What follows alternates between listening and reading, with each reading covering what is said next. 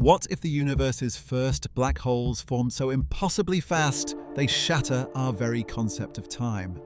The James Webb Space Telescope has just found a cosmic fossil from 13.3 billion years ago. Back when the universe was only 500 million years old, an ancient monster hidden inside a tiny red galaxy named Capers LRDZ9. Against everything we thought we knew, this black hole weighs in at millions of suns, defying every growth limit, every textbook rule.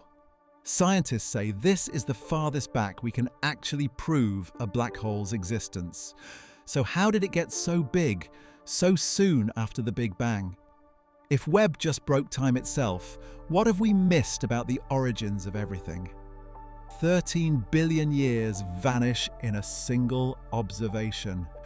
The James Webb Space Telescope, perched beyond the moon's shadow, has become humanity's most powerful time machine. Its gold-plated mirrors stretch over 6 meters wide, tuned to capture the faintest whispers of infrared light, signals stretched thin by the expanding universe itself. With its near-infrared spectrograph, or NIR spec, Webb can split ancient photons into precise fingerprints, revealing the chemistry and motion of galaxies that existed when the cosmos was barely out of darkness. The Capers program, short for Candles Area Prism Epoch of Rayonization Survey, was designed to push this technology to its limits. Astronomers targeted blank patches of sky, hunting for the earliest galaxies with the ambition to catch them in the act of assembling. Among thousands of faint smudges, one signal stood out, a pinpoint of red light, catalogued as Capers LRDZ9. Its redshift, Ze, equals 9.3, means the light left this galaxy just 500 million years after the Big Bang. That's a look-back time of 13.3 billion years, to an era when the first stars were still forging the universe's heavy elements. Unlike the luminous spirals and ellipticals we see nearby, Capers LRDZ9 appears as a compact, stubbornly red dot, barely more than a speck, yet impossibly bright for its size. Its spectrum, captured in the deep silence of space, records the signature of hydrogen gas swirling at breakneck speeds. Each photon is a timestamp, a message from an epoch when galaxies were more idea than reality. The Capers survey team, piecing together these ancient signals, realized they were staring at one of the earliest confirmed galaxies ever found. Not a fossil, but a living record from the universe's first 3%. What Webb revealed inside that dot would upend every expectation. But even before the details came into focus, the sheer act of seeing so far back, of reading the universe's own memory, was enough to redraw the boundaries of the possible. This is the edge of what our technology and our imagination can reach. Numbers, not images, reveal the true scale of what Webb uncovered. The black hole at the heart of Capers LRDZ9 weighs in at an estimated 38 million times the mass of our Sun. That's the conservative figure. Allowing for systematic uncertainties, the upper bound could be as high as 300 million solar masses, an object so dense, so voracious, that it outclasses the entire population of stars in some modern galaxies. For comparison, Sagittarius A star, the supermassive black hole at the center of the Milky Way, clocks in at about 4 million solar masses. Capers LRDZ9's black hole is at least 10 times more massive, yet it existed when the universe was only 500 million years old. The mass ratio is even more staggering. In galaxies today, the central black hole typically accounts for just 0.1% of the total stellar mass. Here, the numbers flip the script. Capers LRDZ9's black hole may represent as much as 50% of the mass of all the stars in its host galaxy. That's not just unusual, it's off the charts. Modern galaxies never show this kind of imbalance. The Milky Way's stars outweigh Sagittarius A star by a factor of 1,000. In this ancient system, the black hole and the galaxy are nearly equals, locked in a gravitational partnership that defies every familiar pattern. These figures aren't guesses, they come from the width of spectral lines, light stretched and squeezed as gas orbits the black hole at thousands of kilometers per second. The broader the line, the faster the gas moves and the more massive the object at the center. In Kuiper's LRDZ9, hydrogen gas swirls at breakneck speeds, painting a clear, unambiguous signature. Only a supermassive black hole could drive such motion at such a scale, so soon after the Big Bang. The implications are impossible to ignore. If this is what the universe could build in 500 million years, then every model of early black hole growth faces a direct challenge. Either black holes started out far heavier than anyone predicted, or they found a way to grow at rates that break the theoretical speed limit. The numbers demand a new explanation, one that can account for a cosmic giant hiding inside a galaxy barely out of its infancy. Across the earliest reaches of Webb's deep field images, a new cosmic species has begun to populate the map. Astronomers call them little red dots, tiny, compact galaxies that glow with a fierce, unmistakable red. They're not rare outliers. Hundreds have been catalogued, concentrated in the first billion years after the Big Bang, each one a beacon from a time when the universe was still learning how to build galaxies at all. Unlike the sprawling spirals that dominate the modern sky, these objects are small, sometimes just a few hundred light-years across, barely a fraction of the Milky Way's width. But what they lack in size, they make up for in intensity. Their light is shifted so far into the red and infrared that ordinary starlight can't explain it. The cause isn't just distance. Dense clouds of gas, swirling around the heart of each little red dot, scatter and absorb shorter wavelengths, letting only the deepest reds escape. It's as if the galaxy is wrapped in a thick, glowing fog, one that both hides and reveals its true nature. In many cases, the signature is clear. Gas moving at thousands of kilometers per second, heated and accelerated by something massive and hungry at the center. That's the fingerprint of an active black hole, feeding on its surroundings, flooding the galaxy with energy that turns the whole system red. Some little red dots shine brighter than entire galaxies 10 times their size. Their compactness, combined with their luminosity, defies what current models predict for such an early era. No one expected to find so many, let alone with such power packed into such a small space. The population stretches across cosmic dawn, peaking when the universe was just 600 million years old, then fading as galaxies grew larger and more complex. But for this brief window, the little red dots dominate the landscape, each one a compact mystery wrapped in red light, hinting at processes the universe hasn't revealed before. This isn't a single anomaly, it's a trend, a whole class of galaxies that forces astronomers to rethink what's possible at the edge of time. Two rival theories have battled for decades to explain how the universe's earliest black holes began. On one side stands the light seed scenario. In this view, the first black holes were born from the deaths of massive, short-lived stars, population 3 giants, each around 100 times the mass of our Sun. These stellar remnants, scattered through the newborn cosmos, had to grow fast. To reach the millions or even billions of solar masses seen in ancient quasars, they would need to feed at or above the Eddington limit, the theoretical speed cap for accretion, almost non-stop for hundreds of millions of years. Every calculation runs up against the same wall: time. The universe at 500 million years old is a rushing river, not a slow drift. Light seeds must race, consuming gas at rates that push the boundaries of physics, and even then, there's barely enough time to reach the masses Webb observes. On the other side is the heavy seed hypothesis, a more radical proposition. Here, black holes skip the stellar phase entirely. Instead, vast clouds of pristine hydrogen, untouched by metals, undisturbed by earlier generations of stars, collapse directly under their own gravity, forming black holes as heavy as 100,000 suns in a single leap. These direct collapse seeds start big, giving them a massive head start. With initial masses of 10 to the power of 5 solar masses, they don't need to break the Eddington limit to reach supermassive status by cosmic dawn. The catch? Conditions have to be just right.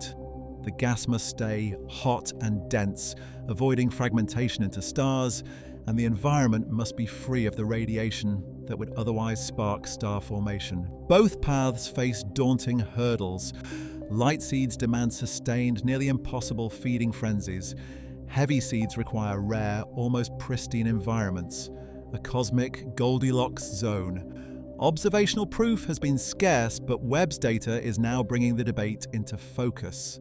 The sheer mass of Kuiper's LRD Z9's black hole, so soon after the Big Bang, pushes the heavy seed scenario from speculation to serious contender. The numbers suggest that, at least in some corners of the infant universe, black holes may have started out far heavier than anyone dared hope. LID 568 is not just another black hole, it's a cosmic overachiever.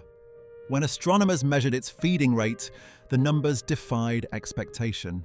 This black hole, weighing in at 7.2 million suns, is devouring matter at 40 times the Eddington limit. For context, the Eddington limit is supposed to be nature's speed cap for black hole growth.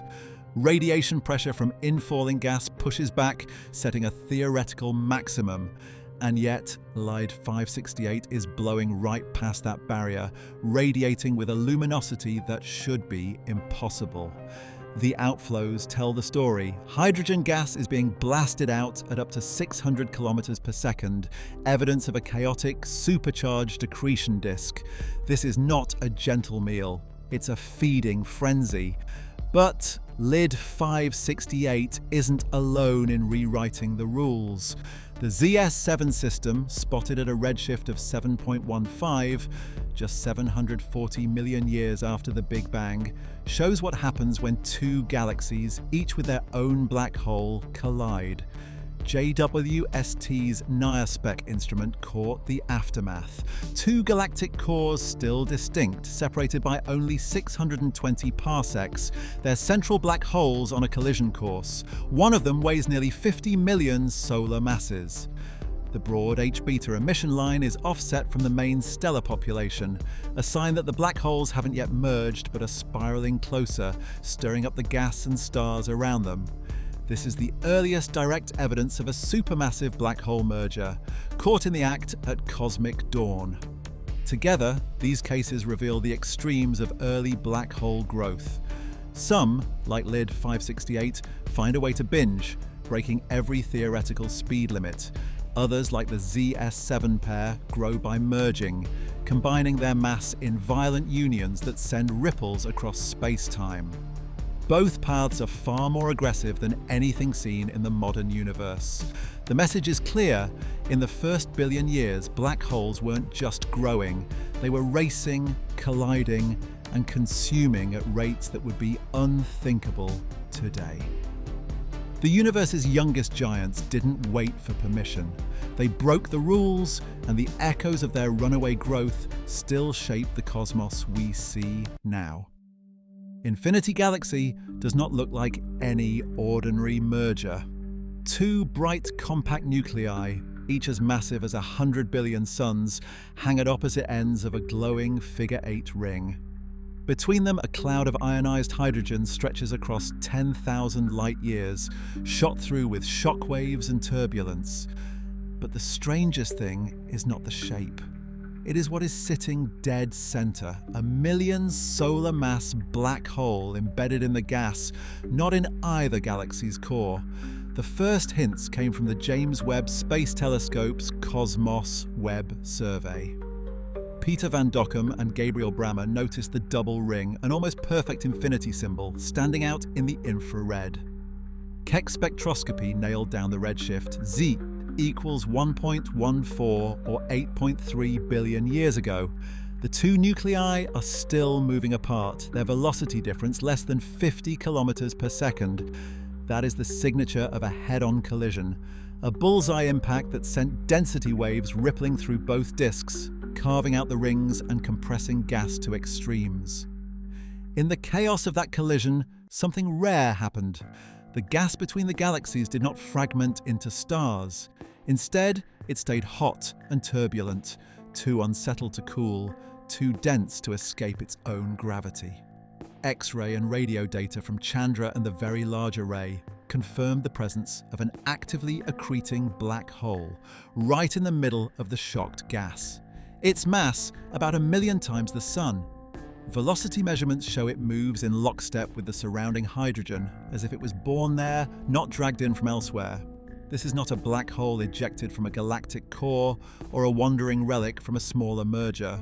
Both original nuclei still harbour their own supermassive black holes, each feeding quietly. The newcomer in the centre has no host galaxy, just a cocoon of ionized debris lit up by its own accretion. Here, for the first time, astronomers see the conditions for direct collapse.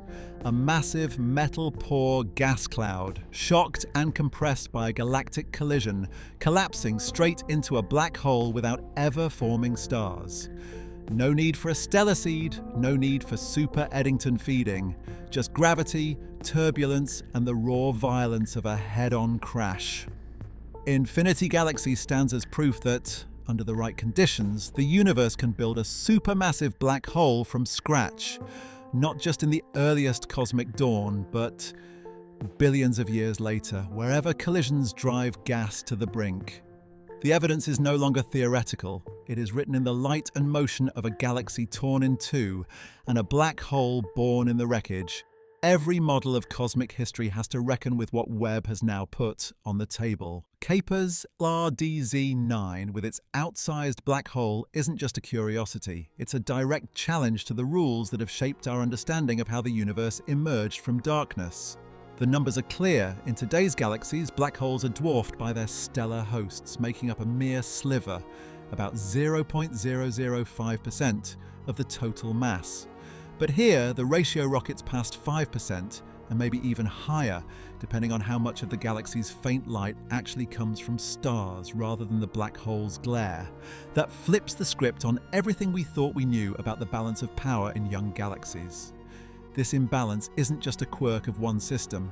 Across Webb's deep fields, the same pattern repeats: black holes that punch far above their weight, outpacing the growth of their galaxies by factors of 100 or more. For theorists, this is a nightmare scenario. The standard cosmological model, the lambda cold dark matter framework, predicts a slow, steady build-up of both stars and black holes, with feedback mechanisms keeping their growth in check. Yet the evidence now points to a universe where black holes can surge ahead, assembling in a few 100 million years what should have taken billions. The implications reach into the heart of cosmic rionization, the era when the first light sources burned away the primordial fog of neutral hydrogen. For decades, rionization was thought to be driven mainly by hot, young stars in early galaxies, their ultraviolet photons leaking into intergalactic space. But Webb's census of little red dots and their ravenous black holes suggests another possibility: that active galactic nuclei, with their torrents of high-energy photons, may have played a far bigger role than anyone expected. Yet, even here, the math is unforgiving. To account for the rapid clearing of the cosmic fog, the escape fraction, the share of ionizing photons that actually make it out, must reach 20% or more, a figure far above what's seen in galaxies just a few billion years later. At lower redshifts, escape fractions hover around 6%, nowhere near enough.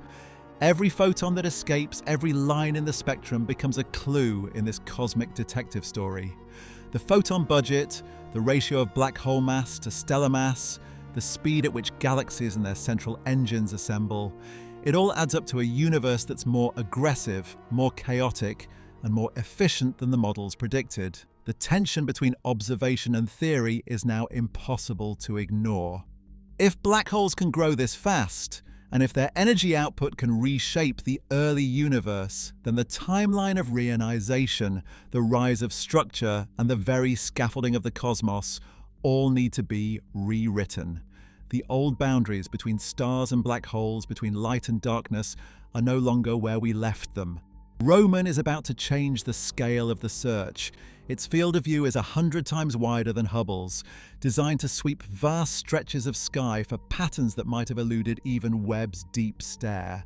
Roman will map the distribution of galaxies and dark matter, tracking the rise of structure across cosmic time. Euclid, launched in 2023, is already scanning the sky with a different set of eyes.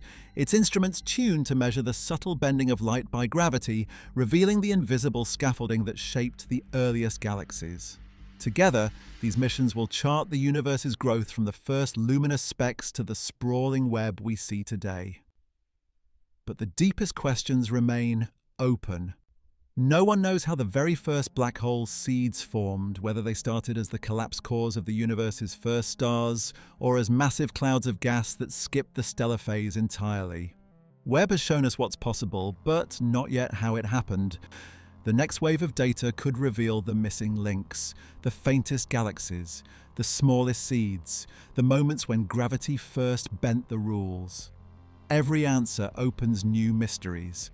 The photon budget for reionization, the true escape fraction of ionizing light, the real balance of power between stars and black holes, all of it still up for grabs. As Roman and Euclid expand the map, and as Webb continues to break time's hold on the distant past, the story of cosmic dawn is only getting started. What would you ask of the next generation of telescopes? Which cosmic puzzle keeps you up at night? The universe is waiting for its next question. In 2023, the James Webb Space Telescope confirmed a black hole in Kuiper's LRDZ9, a galaxy from just 500 million years after the Big Bang.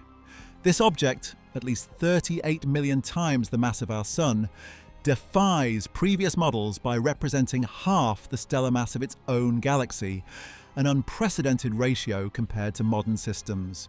The existence of such a massive black hole so early, verified via spectroscopic light signatures, challenges both light seed and heavy seed formation theories outlined in recent studies.